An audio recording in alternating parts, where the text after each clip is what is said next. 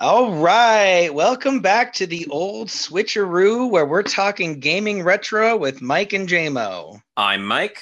And I'm Jaymo. Thank you for joining us today on our quest to play through every retro game in the Nintendo Switch online catalog. There's over 200 of them, so we've kind of bunched them up into episodes for your listening pleasure. And before we get started, Mike, look, I know my titles have been a bit touch and go so far. My episode titles, right? Some might even say they're a bad idea because it's going to make these harder for people to find the content. But I'm excited to show you this one. Are you ready? All right. Welcome to episode 6, How I Learned to Stop Worrying and Love the Megavitamins, where we are discussing Dr. Mario and Dr. Mario 64. Tell me you get the reference, Mike. Yeah, I mean, it should be Dr. Mario or How I Learned to Stop Worrying and Love the Megavitamins. I know that. And you... Why did you have to empty my bucket on this? I knew that, okay? And the thought was that the title, that title is too long somehow, those extra 3 words. But also, I disliked that Dr. Mario was on the screen. You know what, Mike? There's no plea. We are discussing 2 puzzle games. We're going to start off with Dr. Mario on the NES, released in 1990. And before I dive in, Mike, I have 2 questions about your past, if you don't mind. All right. First of all, is there a doctor in the house? There is. The doctor is in. Yes. Okay. What are you a doctor of? Technically it says physics, although everything I do is astronomy related. Oh, well, I mean, but Mike, isn't technically all of astronomy physics? It's the physics of stars. That's kind of why they get away around with it. They actually created an astrophysics doctorate while I was there, which had a different course load. And so it was like, hey, so we've gotten approved to have a PhD in astrophysics. And it was like, do we get to take that? No. So do people call you doctor? Like when you're walking around the college offices, do they like doctor? Like, is that a thing? Not really, because everybody else is too. Oh, okay. There's not like that one Wallowitz in the office where it's like doctor, mister. No, although you've seen that is Big very much a real dynamic, though. Is it? Wow. Okay, so you doctors get a little huffy about your titles. And also, am I crazy? I swear I have a memory of you beating Dr. Mario at Miles Chen's house. Do you know what I'm talking about? No, I don't. I don't recall that. Okay. So Mike and I were on the high school newspaper together, the Saga Scroll, and we would lay out the newspaper sometimes late into the night. So we would have like these layout parties, and our classmate Miles hosted one time, and he had an NES set up. And I swear you were the one who beat Dr. Mario. Maybe I'm thinking of somebody else. Have you ever beaten Dr. Mario? Not that I recall doing, but I also don't really have memories of playing this particularly. Like I know that I have, but this never sticks with me. Interesting. Okay. Well, let me go into the specifics of Dr. Mario here. Released in 1990, it was published by Nintendo, and it was directed by Gunpei Yokoi. He showed up in one of our previous episodes, the father of the Game Boy and the D-pad, so a huge innovator in the gaming space back in the 90s and I guess 80s and 70s. It was designed by Takahiro Harada, who also is credited on working on the Metroid series, Metroid Fusion and Metroid Zero Mission, both of which we hopefully get to play. One of those is still not yet added to the service, but I think it's coming. And he was also a supervisor on the Sin and Punishment series. Mike, have you heard anything about Sin and Punishment in terms of 64 games and not just the concept? No. Okay. So Sin and Punishment is a really cool series that didn't make its way to the States for a very, very long time. And it's a really cinematic action game on the Nintendo 64. And it was really innovative for its time. And the other thing I wanted to mention about Dr. Mario is that it was had its music composed by Hirokazu Tanaka, who made also probably the most iconic puzzle soundtrack of all time. Mike, if I asked you to guess which puzzle game soundtrack was the most iconic, what would you say? I would say Tetris. Yeah, exactly. Yeah, and he did the Tetris theme as well. And the Dr. Mario theme is no slouch. Like, I love the music in this game. So the fact that the same man made the Dr. Mario and the Tetris theme, like, how prolific. Like, what a show off. Did he have anything to do with columns? Columns also has a good soundtrack, but not in my research. No, he did a lot of compositions for Nintendo music, but it didn't seem like he jumped over to Sega. I don't know how common that was back in the day. I just wasn't Developing sure for if he both was just like the systems. puzzle music guy. Yeah, but I mean, he definitely. If there was one guy who would be called that, I think it would be Hirokazu Tanaka. So let me read the description of Dr. Mario from the Nintendo Switch online menu. It says, feeling under the weather? Well, Dr. Mario has the cure for you. Help him fight bodies of nasty viruses with multicolored pills, eliminating those germs faster than they can multiply. Rotate the pills as they drop and gain a higher score by aligning multiples of the same color. Clear all of the viruses to move on to the next round, but watch out as the pills start dropping at a faster rate. Not enough of a challenge? Try competing against a buddy and prove that you're just what the doctor prescribed. So, it's pretty good in that it's communicating what the game is, a drop puzzler like Tetris, or as Mike mentioned, columns. This is a whole genre of games of shapes falling from the top of the screen, and you need to rotate them and position them in specific places before they reach the bottom of the screen. It is a weird description, though. Mike, did any of that description strike you as kind of odd? I don't think so. Okay, so what I thought was weird is that it says you got to kill these germs faster than they can multiply, and that's the central gameplay mechanic, is that you are trying to create rows of 4 shapes of the same color in a row. And once you get 4 in a row, they'll all be eliminated. So hopefully one of the shapes is a virus, because your goal is to clear all the viruses from the screen. But it says you have to eliminate those germs faster than they can multiply. Do the germs multiply in the game? I can't think of a single time I ever was playing and germs started showing up on the screen. I did not ever have them do that either. Right. But wouldn't that be a cool gameplay mechanic? Like, especially if it spread and kind of filled more of the screen. I'm no game developer, but I feel like that's a pretty good idea. And I'm also sort of tickled by the description because you've read the manuals. For those of you who are not aware of our show, I'm a retro gamer, but Mike is gaming retro. And what that means is that I'm going to access all the modern conveniences of playing retro games today, such as save states and rewind features. Mike is not going to do so, but he will be using the manual. So he's really getting the authentic experience if you were a kid playing this in 1990. And so, Mike, the description here, it describes Dr. Mario's main weapon, the essential mechanic of the game, is pills. But, the manual calls them something else, right? I think in there it talks about them as vitamins. Yeah, Megavitamins, which I didn't know a megavitamin was a thing. Did you know megavitamins are real? Like, that's a medical term? Not that kind of doctor. Right, physics doctor. So apparently megavitamin is, sort of like what do they call those vitamin C tablets you drop in your drinks, airborne tablets, where it's a vitamin, but it's such an insane amount of the vitamin that it's supposed to like kind of shock your system. So I guess that's actually a real term. So I was amused by that. So let's get into the trivia section for Dr. Mario, which we're calling Knowledge is Nintendo Power.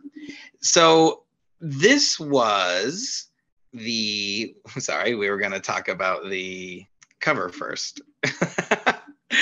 Can I talk about the cover, Mike, and then we'll get into the trivia? Yeah. Okay, sorry. Got my notes out of order. So going over the box art for this game, this is a classic cover to me, like instantly recognizable. I love that it uses the pills as the background for the image because it's showing the gameplay, but it's also very aesthetically pleasing. I did find it strange, though, that although Dr. Mario is instantly recognizable, Mike, what's your thoughts on the opinions, or what's your opinion on the appearance of the viruses when you look at the box art here for the original Nintendo release? So the red is some sort of devil. He's got 2 horns. The blue is a rabbit. Guys, because the buck teeth and the bigger ears. Oh, okay. I didn't even And put the that yellow together. may be related to Shrek.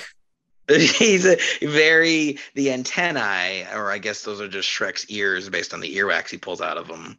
Yeah, it's very, very Shrekish. The designs for the viruses don't match what they look like in the game. And they, to me, resemble a lot more of Boglins. Mike, did you have a Boglin when you were a kid? I'm showing you an image of one here. Yeah, and I still don't know what those are. Boglins were these really cool hand puppets that were sold in the 80s. They've been referenced on Rick and Morty. And it was partly designed by Jim Henson, if you can't tell by looking at it. And it was really cool because, yeah, it's a traditional hand puppet, but it also came with little arms dangling from the puppet, so kind of creating more of a sense of the creature. It had a tail out the back as well. But its big innovation was that you could control the eyeballs by sticking your fingers in these little special slots in the puppet. You could make the eyes look different directions. And it's based on, a very kind of cheap version of how Jim Henson really made creations like the Muppets or the creatures you see in Labyrinth. And, I feel like this was a common design when you're creating a goblin or a creature, kind of giving them big eyebrows and kind of a big mouth. But I just thought it was sort of interesting, that it didn't really match the design of the game. I do like the doctor being turned into RX. Mike, do you know why RX is the abbreviation for prescription? It's actually pretty interesting. I do not offhand know why. So I'm probably not going to say this the way they said it back then, but in ancient Latin, RX was how you would write recipe. And early medicines, were just combinations of herbs ground together, so they would be called recipes.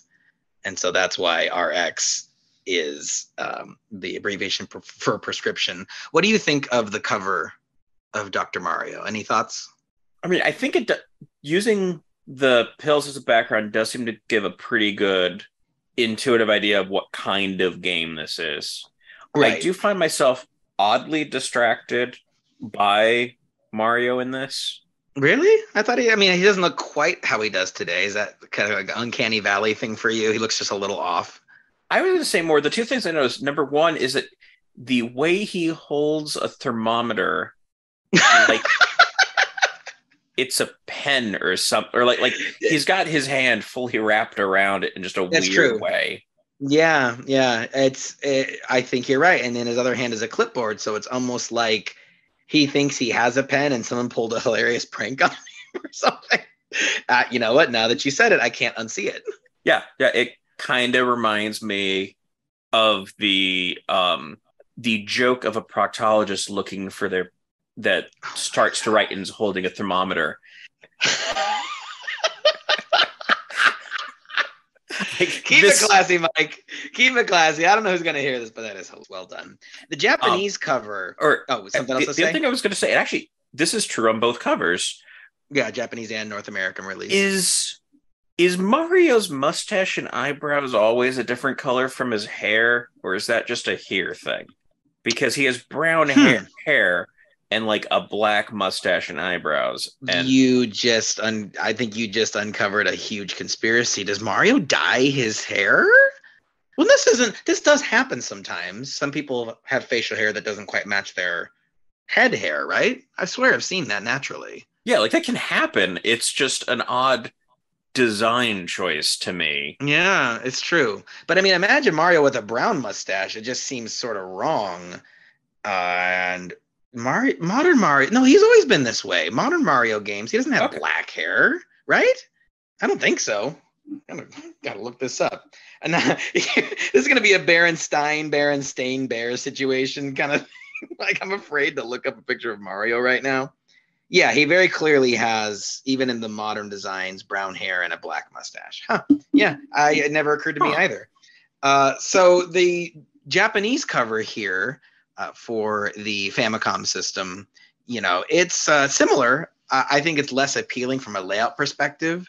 It's now granted part of that is that the box shapes were different in Japan, but I don't know. It just seems sort of not as postery, unless you're talking about like a medical poster. The Japanese cover, still has Mario, still has the viruses, although interestingly drawn to look how they look in the game, which I sort of prefer. I really love the design of the viruses.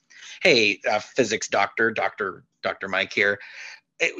What is that in the background? What structure are we looking at?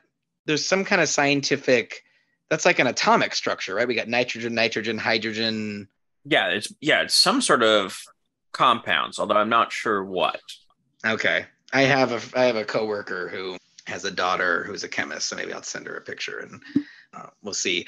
I thought it was funny in the Japanese cover, the viruses are sort of, let's say, the size of a nickel, but it says multiplied 10 times, which means that those are pretty big. Shouldn't they have been like zoomed in 100 times? See what I'm talking about, Mike? At the bottom left of like the camera lens focusing, times 10 doesn't seem like enough zoom if you're looking at a virus and seeing its face. Yeah, but I think without thinking too much about it, I suppose, or first of all, it just kind of gives the idea of we're looking through a microscope right off the bat. Although I will also point out they clearly have to be the same size as half a pill. So these are large viruses.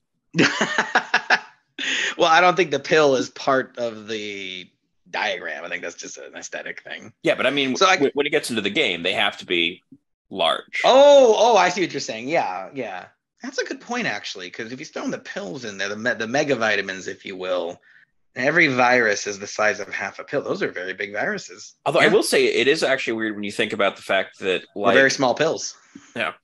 Well, for a game where you're fighting trying to fight off viruses, first of all, there's just we're fighting off viruses by just throwing lots of pills at you, which seems questionable.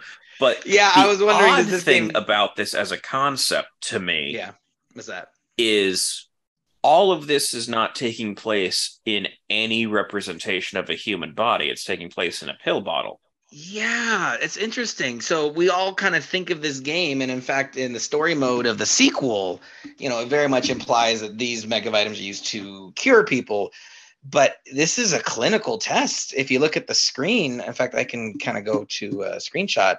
Actually, in all iterations of the game, it's always pills being thrown into a jar. So it sort of implies like this is sort of a research lab situation, which makes versus mode incredibly interesting because it's like, are you competing commercial prescription developers? Are you big pharma trying to screw over your competitors and sabotage their efforts to develop a cure for something? There's a whole meta story here that I think is, first of all, questionable in an era where, opioid overdose is one of the most common forms of death in America.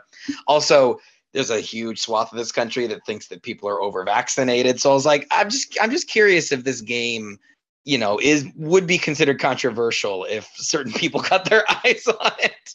I do like the idea of a vaccinated version of Dr. Mario where you start the game and there's just no viruses. Yep. You just instantly win. And I actually wonder if the reason it is a pill bottle is because they didn't want a game where it's an outline of a character that you just keep throwing pills into the mouth of. Yeah, because when you think about the design of it, you could very easily imply that this is like, someone's body cavity and the top of the jar could just be a mouth. But yeah, even back when this game was developed, that probably wouldn't have been seen as good iconography for your game.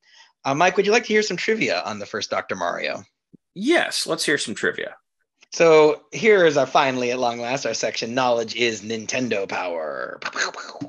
So this game is the first game we've got to talk about for our podcast, where in the Nintendo Switch Online menu, you get multiple versions. You can select the commercial release, or you can boot up SP, and that stands for special. There's a special edition of a lot of games on the Nintendo Switch, most of them in the NES catalog, but it's a brilliant concept that I wish Nintendo had kept, going with, in where you boot up the game and there's already a game in progress. There's a save file for you. And this would be super helpful in something like GoldenEye, where you could just unlock all of the multiplayer features for your player, lasers and DK mode and all the things that we remember loving as kids, but don't necessarily want to spend 20 plus hours re-unlocking. And, unfortunately, they haven't done that recently. In fact, I think Nintendo kind of forgot about this feature. But did you boot up the special edition of Dr. Mario Did you give it a try, Mike? No, I think I forgot to re-enable the ability to see those. Ah, you filter them out. Yeah, I mean they're pretty forgettable unless you have it on your mind like I do. So the Dr. Mario Special Edition you can boot up. It starts the game at the end of level 20 on high speed, and if you beat the game or beat level 20 on high speed, there is a cutscene, and it shows the viruses standing on top of a tree. And it gets picked up by a spaceship. Now, Mike, hopefully you didn't see it when I accidentally showed images earlier. Does this spaceship in the screenshot I'm showing, does it look familiar to you? You still there? Yeah, I'm Okay. thinking. You got to make thinking noises. This is a podcast. See, I know that if I pause, Yes. I can cut those gaps Okay. out. Sorry, doctor. Go ahead. Spaceship. What are your thoughts on the appearance of the spaceship? Because it's pretty interesting, I think. There's an element of it that gives me sort of the vibe of like the Close Encounters ship. Boom. Yep. That's I think that's absolutely what this is. It is also a little similar to the ship from ET, but when you look at the posters for Close Encounters of the Third Kind, it's almost the same visual. It's just instead of the tree, you have like the mesa from that movie because it was like a desert setting. But It's Devil's Tower, there you go. Yeah. Where is that? Wyoming. Wyoming. You see? There you go. Doctor right there. But this implies the viruses are aliens, right? It's like an alien virus. That's my read on it. I think it'd be weird if these aliens just were abducting viruses. Like that could be potentially really dark. They're culling Earth for, the worst diseases. So Dr. Mario Online RX was released for the Wii in 2008 as a downloadable title. Did you give this one a try? Did you ever try Dr. Mario Online? No. It was, what it sounded like. You could play Dr. Mario against other people using, Nintendo's internet connection. You could also play with your friends just as Wiimotes. But my favorite part of Dr. Mario Online was the ability to play with the balance board. Remember the Wii balance board? Do you ever see one out in the wild? They were actually one of the top selling video game peripherals ever created. But it was used to for yoga and meditation. You could even use it as like a scale. But you could control Dr. Mario Online without your hands. You would stand on the balance board and you would lean left and right to move the falling pills left or right. You would rotate the pill by squatting. And if you squatted more on the left-hand side, it would rotate to the left. If you squatted with more weight on the right-hand side, the pill would rotate clockwise, and you would make it drop faster by standing on your tippy toes. Mike, what do you think of that? That is way too much work. I don't I had want a to have feeling to you be weren't. doing that much exercise when I'm trying to get rid of viruses. Yeah. Yeah, you don't want to get healthier that way. I have my Also, limits. yeah, everyone does. Dr. Mario was sort of palette swapped into Dr. Luigi for the year of Luigi. It was this weird attempt to make Luigi a thing during the years of the Wii U. Dr. Luigi, very similar in gameplay, except some of the pills would fall in L shapes, which I don't know, man. Like, Luigi, you're not cute. I'm not down for that. And easily the most interesting trivia I found about Dr. Mario was Dr. Mario BS version. And no, I'm not kidding. That's actually what it's called, Dr. Mario BS version. It was a graphically enhanced port of Dr. Mario that was downloadable on the Super Nintendo via a peripheral called the Satellaview, and it was released in April 1995. Mike, ever hear of the Satellaview? I have not. Yeah. Did you ever have any? So back when Mike and I were growing up, we saw the rise of the internet. We were both born in the 80s, and most of our childhood memories are from the 90s. But, we remember America Online. We remember, pre-social media. And there was a few years there where there was like these things you could buy that would technically connect to the internet. There was also one for the Sega Genesis. Did you ever have any of these early online gaming things for your cartridge-based 16-bit system? No, really, for not really having a console. And then even when I did, not having internet for quite a Yeah, while. yeah. It was interesting. So this was available to gamers in Japan and Europe using a special cartridge called the BSX.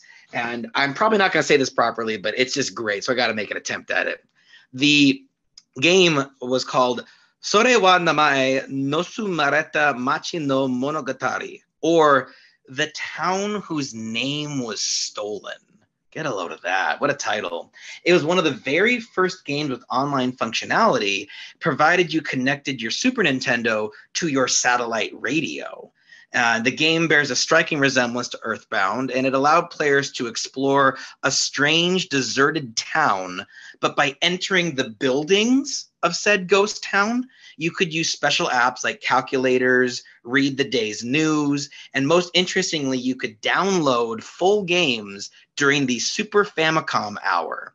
Every night on St. Giga Radio, a DJ would inform listeners of what they could download, as well as running trivia contests and popularity polls. The service was discontinued in 2000. Mike, any thoughts on tuning in on the radio to download games onto your Super Nintendo? It really makes me redefine pirate radio as a concept. Yeah, so it never kind of occurred to me that, with satellite radios, you could send limited data, that I had no idea this existed. But, pretty cool. And, it's kind of a forgotten little wrinkle of Nintendo's history. Well, so let's go into what we like and dislike about Dr. Mario, or a section that we like to call Joy Pros and Joy Cons. I did not like Dr. Mario growing up. In fact, I would even say I disliked the game. And so when it was time to film this episode, I was kind of, rolling my eyes and expecting to just grin and bear it. I fell in love with Dr. Mario. What's your opinion on this puzzle game? Interestingly, I'm going to say I have competence at this game. Yeah, you're good. But at the same time, I don't think I ever was having fun with this game. Oh, no, I swear this was one of your favorites. That's so funny. And maybe that's also why I thought you beat it. I must be thinking of somebody else. So what is not fun about Dr. Mario in your mind? I think if I had to hone in on it, is because this is just using the at least 4 in a row or at least 4 vertically, and Right. It has a weird sort of pacing, especially when you're playing against something, so that you have pieces that are dropping in. So what Max referring to is that when you have an opponent, the way that you are playing against each other is that when you clear blocks, it will send sabotage blocks to your opponent, which are just these little individual pieces of color that sometimes you can lay up into a combo. It'll just actually be kind of manna from heaven, but most of the time it's going to fall and interrupt your plan and your layout. Yeah, so I think it just feels like this never reaches a satisfying level of combos for me in a way that this starts to get fun in the way that I think of other puzzle games doing. Because the strict only the rows or only the columns element just seems to slow it down. So you're saying like you think the game had it allowed diagonals perhaps just to get a few more combinations popping off? It might have been a better game in your mind. I think if it was that, or if they would form like a square. Yeah, like if you could form a square, or if they could move faster, or something about that. And I can't really pin down what it is. And so as I got to higher levels, it almost gets tedious in a sense, where it's like I can do this, but it just doesn't quite feel fun. Doesn't hit that sweet spot, and you kind of look for that in a puzzle game. I thought the concept was really easy to understand, but I thought it was engaging in that, unlike in other puzzle games, I found myself in a lot of situations where like, okay, I see a match at the bottom of the screen, and I do have a narrow way that I can maneuver this one pill, through kind of tunnels and chasms that I've created on the screen to get that perfect match. I thought that was stressful in sort of a fun way. The music, you got to give me the music, Mike. Like, you enjoy the way this game sounds, right? Do, do, do, do, do, do, do, do, do, do. Like, it's iconic. Yeah, and I don't recall knowing that is what this is from, but it immediately reminds me of something like 20 years ago. There was like a high school choir that had done an a cappella selection Dr. Mario. of video game songs in general, and like they act out like Tetris and stuff. Cool. And this music was in there, and it was one that, so I recognize it from that. Yeah. Not the game. And then not the game you played the game, you're like, oh, this is from that a cappella video. Yeah, it kind of filled in that's where that one is. Right. So another thing I like about this game, though, is it's brutally challenging. I mean, there's no denying that. But since pills have only 3 possible colors, there's red, blue, and yellow, which is that the primary colors? Yeah, that's the primary colors, isn't it? It is. Yeah. So, you can have a pill that's red blue or blue yellow or just yellow yellow. And since there's only 3 colors on the screen, you rarely find yourself with a useless piece. There's almost always a good place to put the pill somewhere. The question is, can you find it before it's too late? Yeah, and that eliminated. I will say I did find it odd that the manual does explain all 6 color combinations. Like, it is these are all the possibilities. And it's like, there is not so many or such a weird system here that this needed an explanation. Yeah, for sure. And I like the viruses. I thought, the viruses being your antagonist, the pieces you're trying to clear. But as we talked about when we were looking at the cover, the viruses have personality. Like, one of them's kind of the goofy one, and one's like the angry one, and they have little horns and little smirks. And I thought it gave this a level of personality that, like, Tetris, for example, was sort of lacking. And I found, seeing the cute little viruses dancing in the corner of the screen, and every time you clear one of their color, they get like knocked over, and when you clear all of them, they just get eliminated. It gave this idea of like, okay, I have a target, I have a visible antagonist. Even though it's just happening in a jar, I felt like there was more story to what I was doing that I'm used to in puzzle games. Do you see what I'm saying?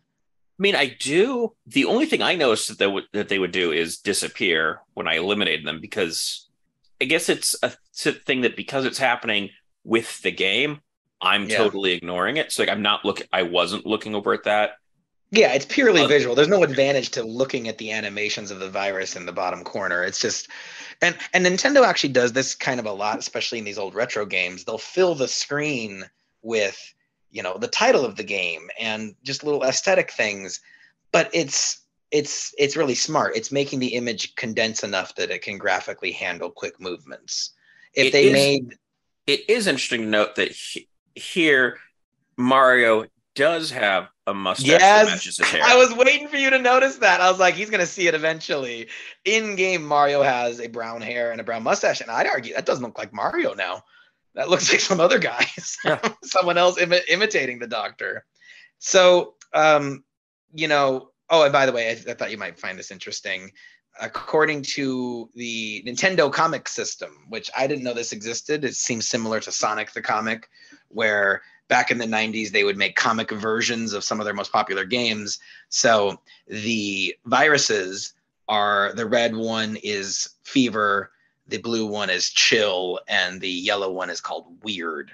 And fever has fire powers, chill commands the cold, and weird can forcibly transform people into different shapes and animals. I think they really missed a step there for that to be malaria. What do you mean? Yellow fever. Oh, wow. Well, maybe they didn't want to make it an actual virus. I don't know. So, things I don't like about Dr. Mario, a single mistake is punishing in this game, because since you are matching pills, your pills are your primary way of clearing blocks, it's so much harder to clear blocks horizontally rather than vertically. And so that means that to undo an error, you're probably going to have to stack pills on top of your mistake in order to clear it. But you lose the game when your pills stacked to the top of the screen, So fixing your errors actively inches you closer to death, or in other words, things almost always get worse before they get better. So I found this game stressful. Do you agree? Yeah, I think that's part of it is, a small misplacement, a pill not rotating quite as fast. There's it's very hard to sort of recover from it. I think that's probably also made a bit worse because the pills will drop if there's nothing below them, but the viruses will stay put. And so that kind of starts you up so far up. Yeah. That really does mean you can end up in a situation where you have stuff built up on one side where you can't really connect anything to it because you have to build, 2/3 the way up the screen to then try to clear that. You can die so much faster than other puzzle games that I actually thought this started as an arcade game. I was like, that's an easy quarter muncher. You put your quarter in, you could lose in 30 seconds, easy. But actually, the arcade version came later. I also was really annoyed. Mike, you like Tetris, right? You're a Tetris boy. Yeah. So if I ask you to explain a T-spin, are you familiar with T-spinning? I bet you do this. You just don't know the term for it. T-spinning is a term in Tetris where, you have a T shape and the T shape has touched down, but the game hasn't locked it in place yet. So even though it's touched the bottom of the screen or it's touched another block, you can still rotate it as it's sitting on the ground for like half a second. Do you know what I'm talking about? Do you ever do that? I'm not sure. I'm trying to think about this. It's an advanced technique that pretty much all competitive Tetris players do, and you can do it in this game as well. After your pills touch something, you have a split second to keep rotating it, but it's so short. It feels like it should be like, a millisecond longer. And so it felt like I was being denied a clever trick that I had thought of, and that just doesn't feel good in the game. There's also not much gameplay variety. There's 1-player mode and 2-player mode, but there's nothing in the way of story progression other than the aforementioned UFO scene. Mike, do you have any other thoughts on Dr. Mario before we head over to its sequel? I mean, I will say I don't necessarily hold anything against it for not having a story mode because I'm not going into a puzzle game expecting a story mode. I'm expecting puzzle. I guess what I mean, though, is that a lot of modern puzzle games, as you play through the 1-player mode, there will be new wrinkles to the gameplay that get added. So it's like, oh, now there's spike pieces, and those will like pop your pill. Or now your jar is really narrow, and so it's like you have less room on the left and right. There's just nothing in the way of one level feeling different to the next other than how many viruses are on the screen and like what sort of configuration they're in. And that's criticizing a game that, was one of the pioneers of the genre. It's not really fair to criticize one of the very first puzzle games for not having more features. But I'm just saying, like, playing it these days, once you played it a bit, there's not a whole lot of surprises. If that makes sense. I guess I think that's not something that I go into it expecting. It's not something I'd go into a modern game expecting either. That I kind of expect that this is a very self-contained gameplay loop, and it's a lot more about getting better at this, getting faster, more precise than it is about getting, new things. Yeah, for sure. Well, speaking of new things, should we head to Dr. Mario 64? Let's go through, and I guess we'll skip Dr. Mario's 2 through 63.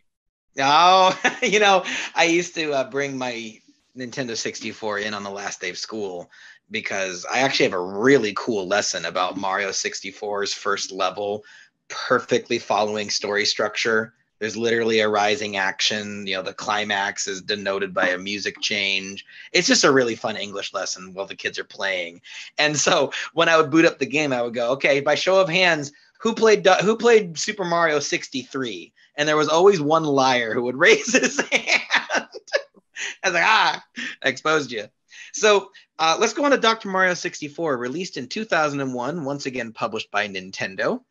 It was developed by Hitoshi Yamagami, and he had his hands in nearly every Nintendo puzzle franchise, including Yoshi's Cookie, Tetris, Panel d'Upon, and Pokemon Puzzle League. Mike, did you play any of these other Nintendo puzzle games? Because we're going to play some of them in this podcast. 2 of those I've never heard of before. Which one? I'm guessing Panel d'Upon, the anime one that's not translated to English. Yeah, that's one of them. And Yoshi's Cookie I've never heard of either.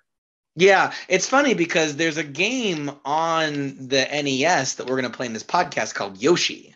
And it's a puzzle game. It's a drop puzzle game. And Yoshi's Cookie, I believe, is the sequel. Don't quote me on that, though. I'm not 100%. And actually, I may not have played. I'm not sure if I have any idea what Tetris 2 is either. So really, the only one I can definitely say I've played at all is I think I checked out Pokemon Puzzle League like 5 minutes worth after getting Nintendo Switch Online. Yeah, it's a cool game, and we'll get into more details on that one, when we do that episode. So let me read the description on the Nintendo Switch menu. It says Dr. Mario 64, clear levels by matching vitamins. This vitamin matching puzzle game was released for the Nintendo 64 console in 2001 and features Dr. Mario armed with his trusty Megavitamins, treating patient after patient. Meanwhile, however, Wario and the mysterious Mad Scienstein are spying on Mario and hatching schemes to collect his cure-all. Of course, Wario just wants to get rich, but what's the story with Mad Scienstein? The intrigue doesn't end there. To get to the bottom of things, you'll face fast and furious action as all sorts of villainous types scramble to get their hands on Dr. Mario's Megavitamins. You'll need to defeat each opponent to progress, and to win, you need to clear your screen before your opponent clears theirs, or force them to retire by filling their screen with garbage. You can also test your mettle against computer-controlled characters or up to 3 friends. Challenge them to match you vitamin for vitamin in Flash, Marathon, and Score Attack modes. Let those capsules fly. So pretty fun description, I think, overall. Definitely lively and, pretty much mostly accurate to what's actually in the game. I wouldn't say the story has any level of actual intrigue. Did you mess around with the story of Dr. Mario 64? I did a bit. I was going to ask, because that features the characters a lot more, and they've got this sort of cutout feel. Is that a Paper Mario style thing they're doing, or is that something else? Because I don't actually. Yeah, it's weird. It's weird. So Paper Mario is a fantastic game on the Nintendo 64. I've played through it entirely on Nintendo Switch Online. You'll play it eventually, but they don't look exactly like this. They don't look exactly like they're so much cardboard cutouts that don't move. They're actually animated.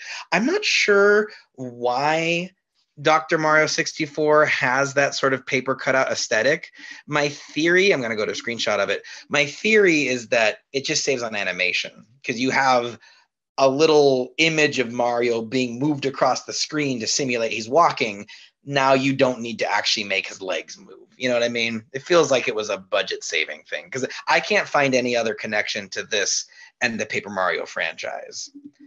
It's also not communicated in the cover at all. Let's take a look at the box art for Dr. Mario 64. Mike, looking at the NES and the 64 covers side by side here, what's your impression? I think losing the thermometer in his hand was a good idea. He's just giving a thumbs up now. I mean, Mike, would you agree? These are the same cover. They are fundamentally the same cover, to the point that the changes seem slightly odd to me. It's weird that they rearranged the 3 viruses on the cover.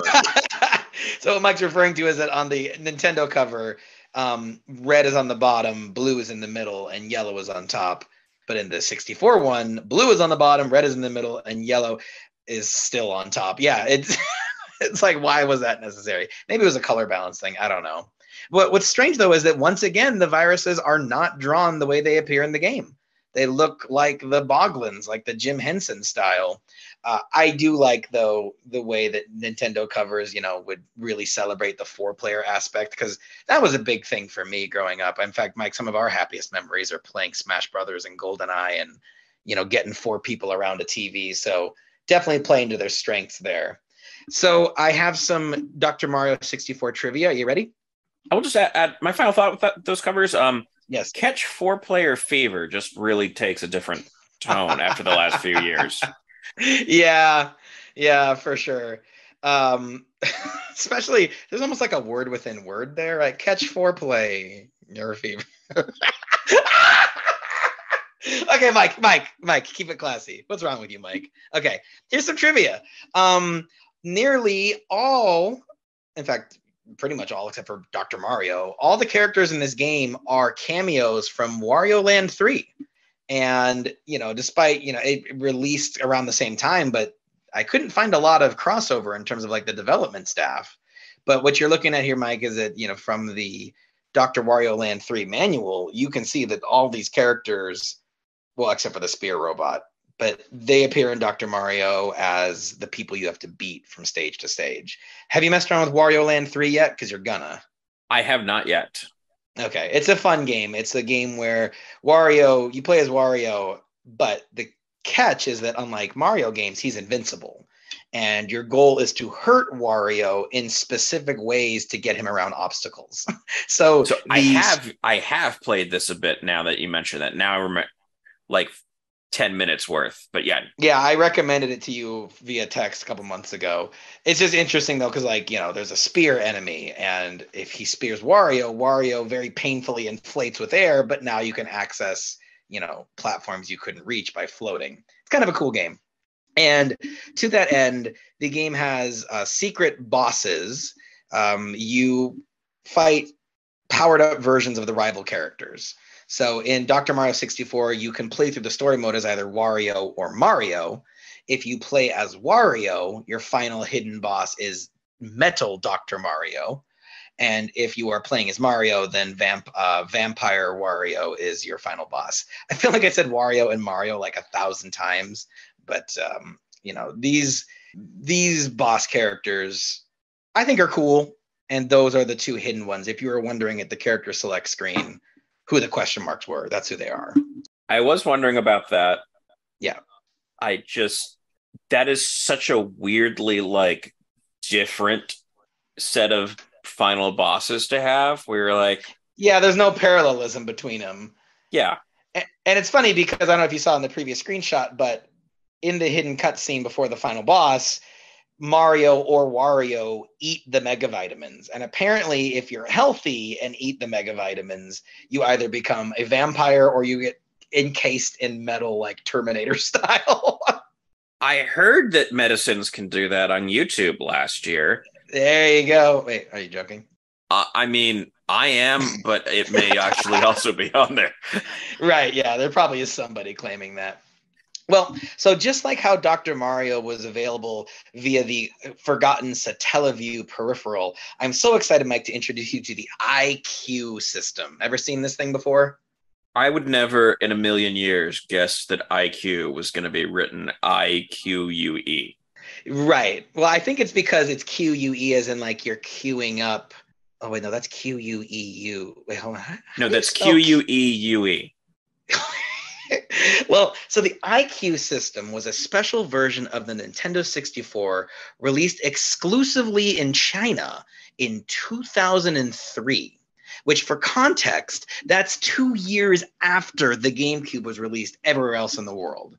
So this was released when the system was already outdated, but that was by design. The IQ system had only 14 games.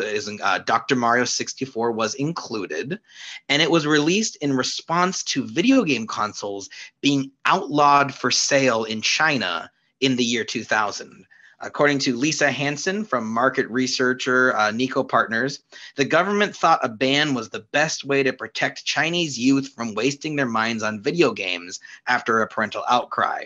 So, however, as noted by Kotaku writer Brian Ashcroft, the following year, online gaming exploded, hitting and grew by $100 million market. So the ban didn't exactly stop the problem. It was basically like when America had prohibition and said, no more alcohol. And everyone said, no, we're going to have alcohol. So the IQ player, Mike, was released using loopholes in the way the Chinese law was written. So just kind of looking at this image and based on what I've told you so far, any guesses on how Nintendo was able to release a new console in a country where video game consoles were illegal? Any idea what courtroom shenanigans they pulled to get this done? I mean, there's a part of me that feels like this is going to. I want the answer to be like they sold something and it just turned into a video game console over time, in the same way that like during Prohibition they would sell like grape juice and say like definitely don't store it this way because then it becomes alcohol. So that That's you could, hilarious. yeah. Whereas just like just blatantly like definitely don't do this. You wouldn't want that to happen.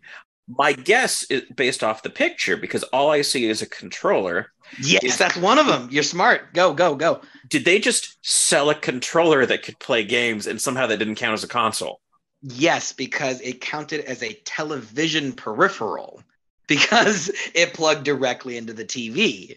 So smart on that. And I'll just give you the other one. Oh, but yeah, but if you look at the controller, that's why it's not the iconic N64 Trident, is that the chip, all the operating system for the game system is in there. So it looks more like the Dreamcast. Or do you remember the very first Xbox controllers back when Halo first came out? It's referred to as the Duke, the really big old Xbox controller. You know what I'm talking about?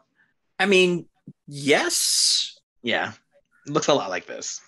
I was also going to say that makes me also then wonder if that is, or the other thing that made me suspicious of that is also there's like a plastic grilling in the center that I would think if you're putting components in there, you need some sort of venting. Yeah, yeah. And so the other way that this got around the law is that it was only releasing old games. Because like I said, by design, it was selling old games to kids. So Nintendo was able to technically classify this as educational software, providing playable samples of gaming history. So it's not a video game. It's an educational example of video games. What do you think of that? I applaud it. I think it's great. It's educational because the games are older games. Yeah. That and there were, I think there were other things. Like I think there were other educational applications. Like I think you could download like calculators and like, a dictionary or something. That's just like if you showed someone like Debbie Does Dallas, but said, no, this is educational because it's the past. And it's like, that is not remotely how this works. Something. You can't just show things from the past and be like, see, it's history. That doesn't. Well, if you're getting around a stupid law, apparently you can. I have to admit, I didn't in a million years think there'd be a Debbie Does Dallas reference in my Mario episode. Well, I guess I'm not telling my students about this podcast, Mike. Thanks a lot. Okay, so let's get into some thoughts on Dr. Mario 64. Joy Pros versus Joy Cons. I thought it was more visually varied than the original. I mean, pretty obviously, there's 15 different characters. There's multiple different stages. So in the back of the screen, you can be on a beach. You can be in the mountains. You can be in like a spiderweb thing. I'm going to guess that doesn't really matter to you, Mike, but I think it's, it's nice. It's just a nice way to make your game look cuter and prettier. Any thoughts on the looks of the Dr. Mario 64? I would say actually that whole different stages and like who you're fighting kind of stuff does remind me of, I can't remember if it's something that we will eventually cross paths with or not, which was the Mean Bean Machine. Yeah, that's on the Genesis. And this was, this was a staple of puzzle games in the 90s. A bunch of them. I'm not sure which one did it first. I think maybe Tetris Attack did it first. But yeah, so but do you enjoy that? Like, do you have fun picking a character and seeing their animations, or is it just sort of window dressing to you? I mean, for me, it just is window dressing. I did wonder if the story parts did anything different depending on who you picked. So we've covered that a little bit.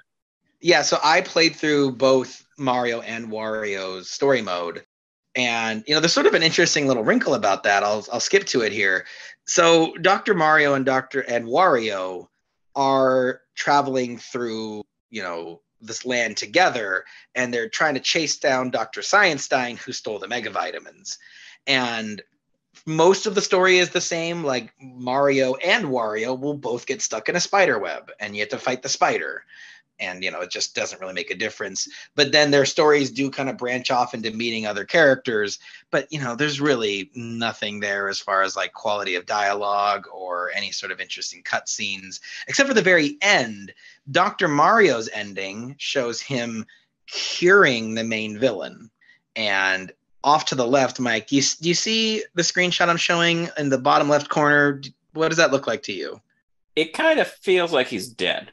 Yeah, well, Dr. Scienstein is being accosted by Wario off screen. You see him get dragged off screen in little POW and blanks or whatever.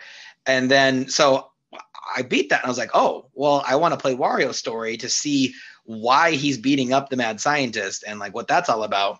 And then at the end of Wario's level, story mode, he doesn't beat up the scientist. The scientist runs away. I was like, what the heck? I feel like one team forgot to talk to the other team as far as who was animating it. But the story mode, it really doesn't add anything beyond just, a couple of dialogue boxes in between matches, and Wario and Mario's paths are almost identical. And in the Wario thing, he runs away with the pills. Yes. So the Mario ending is Mario like vanquishes disease or whatever. Yeah, and then he returns home victorious. In the Wario ending, Wario still didn't win, did he? No. And I guess, he is sort of a anti-hero sort of character, so maybe it's like, he can never catch a break, but nope. It's just an odd tone to just be like, no, you don't actually get that. Yeah, you win the game, but you still lose. So there are a drastically higher number of game modes. We played through these right before recording. In addition to the classic Dr. Mario formula, there's the story mode we just talked about. There's Versus, which is the same as the NES version of you're just clearing blocks to send things over. Flash is where you have to target specific viruses in order to clear the screen. Marathon is where viruses. So here's the mode where viruses are spreading. Marathon is that viruses are appearing from the bottom of the screen constantly. There's no way to clear the screen. It's how long can you last before you die? And then Score Attack was how many points can you get in a specific amount of time. And if you play alone, it is a certain point goal you have to beat before time runs out. On the marathon thing. Yeah. Because I did not play that. So with the viruses appearing, is that just them appearing in empty spaces at the bottom? Or is that the whole thing moving upward and them taking in new rows? I believe it's the whole thing moves. Okay. I think so. Yeah. And, I think it's neat that they found multiple ways to play this game. You can't change too much without it feeling like not Dr. Mario. Mike, having just played through these sort of versus modes, any thoughts on the different ways to play Dr. Mario in the 64 version? Well, I think one of the interesting decisions with the 4-player versus, talk about that. Yes, is the decision that so when you get combos, you can send these bits of pills to other players. Yeah, and it's like a sabotage. Yeah. In 4-player, this has the mechanism that depending on the color of the first combo, it will determine which player it goes to. So this isn't necessarily going to be the right colors, but the idea is that effectively, if your first combo is red, it goes to the player on your left. If the first combo is blue, it goes to the player on your right. And if the first combo is yellow, it goes to the remaining player. The player you're not touching. Interesting. And I cannot imagine strategically using that. Yeah. Yeah, it's ridiculous. Yeah, like I saw that and just like, I cannot fathom strategically knowing like I am going to hit this person with a combo. It really it does an interesting to me. It feels more like it's a randomization effect, if anything, to just spread it out. Yeah, you learned this by reading the manual, but I don't think I don't think anybody knows that. I think you just play Dr. Mario and just try to deal with whatever is sent your way. I thought the 4-player mode was kind of cool though, even though it was just you, me, and some bots. Interesting in that it reverts the graphics back to the NES style, so it doesn't look as good. But you know what? They fit 4 games onto the screen vertically. I think they kind of get applause for that even functioning. And it felt fun to be on the same team, like a co-op puzzle game. I don't know. I enjoyed myself. I know this isn't really your cup of tea, but is there a multiplayer puzzle game you enjoy where it's like you're sabotaging your opponent? Or are you more like a solo player? I feel like you usually play puzzle games just to beat the puzzle. I think for puzzles, it's probably more solo. Yeah. I had a feeling. There's definitely none that I think about as more of a multiplayer thing than a solo thing. Yeah. Some Joy-Cons for Dr. Mario 64. It doesn't really take advantage of the higher graphical capabilities of the 64. You compare this to Super Mario 64, Mario Kart 64, Pilot Wings. It's very bare bones. They don't really do a whole lot with the extra abilities of the system. And there's no new mechanics. There's no new virus types. There's no new pill shapes. And it's one of those games where I try not to criticize it for what it could have been when I think it's pretty, functional as is. But there's definitely a feeling of, well, this is basically the same game on the Nintendo, just a little gussied up. Anything that annoyed you about Dr. Mario 64 that was unique to this game versus the old one? I don't understand what the heck the point of the replay is, unless maybe I was supposed to hold a button down or something. Because the replay button goes to like the very beginning of the match, and then immediately goes to like the last, like who won. And I'm not sure what's going on with that replay. Yeah, what Mike's referring to is we were playing this game and we were trying to do an extra match, and so Mike kept hitting replay, thinking, "Oh, let's play again." But no, it's a live action replay of the game, and it kept jumping to the end, Mike, because you were pressing buttons. If you didn't press a button, it would have shown us the entire match from. Yeah. Okay. But I mean, like who would watch that? Like, because if you want to see like, oh, what went wrong, right? Like, oh, how'd I lose? Well, the replay should start maybe 10 seconds from the end of the match. Don't start over at the beginning. What maniac is going to rewatch the entire face-off just to see what happened? Do you see what I'm saying? It seems like a really weird way to do it. And I don't think there's like a fast forward function. I think you could either just watch it or skip to the end, like you said. Yeah, that feels weird. Almost then like, or even if it's, 30 seconds or something, like there. Yeah. That's a lot of time. A lot of time. Anything else to say about Dr. Mario 64 before we render our verdicts? I don't think so. I think to a large extent, it feels much the same as Dr. Mario, which to me, I'm not bothered by things like the graphics or the features in that sense, because to me, that's as much as I'm expecting. Right. You don't want any more necessarily. Yeah. Yeah, like there's a simplicity to puzzle games that I think are much more about the complexity is getting better rather than the game getting harder or the game getting more intricate. Right. All right, so let's render each game either a NintenDO or a NintenDON'T. Let's start off with the Nintendo release, Dr. Mario. Mike, NintenDO or NintenDON'T for you?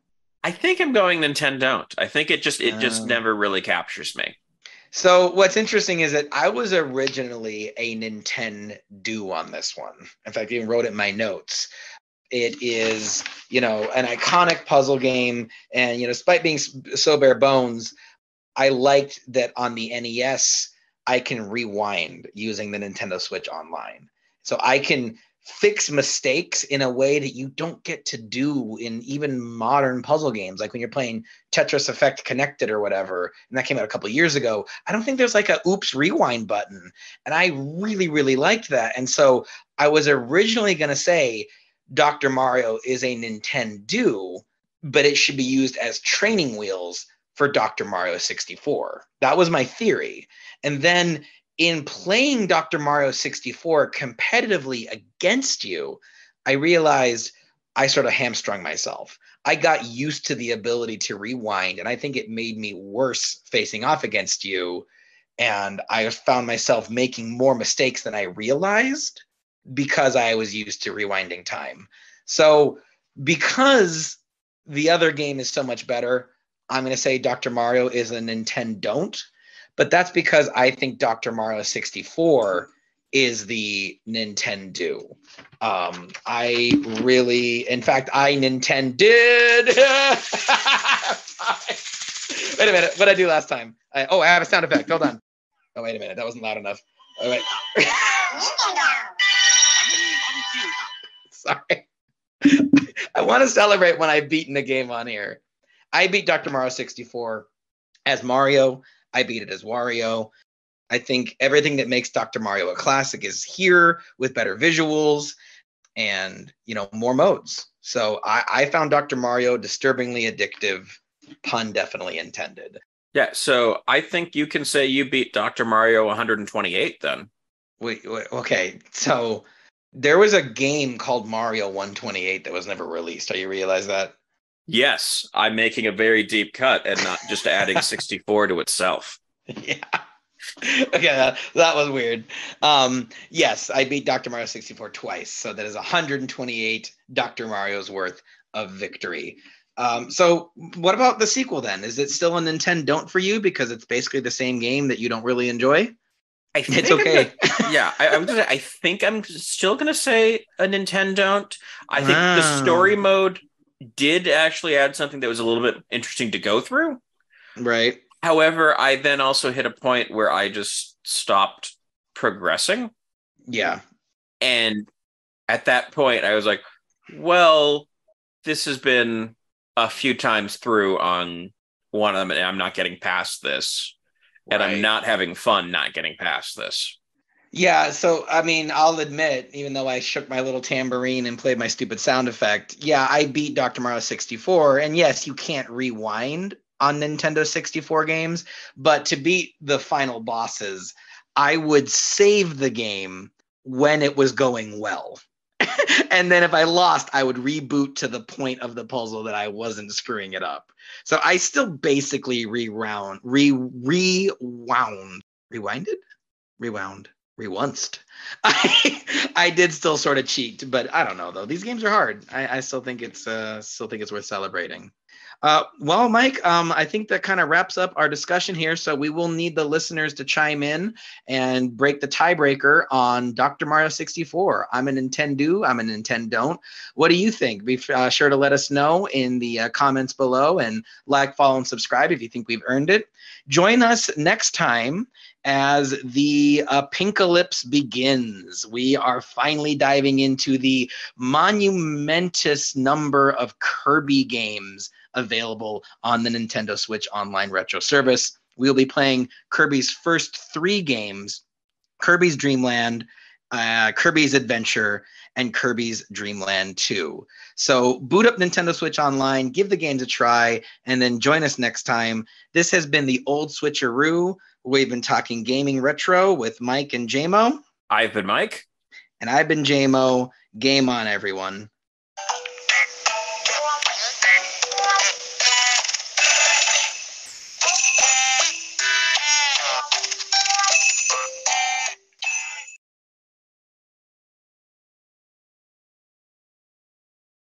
Are you familiar with Moulin Rouge?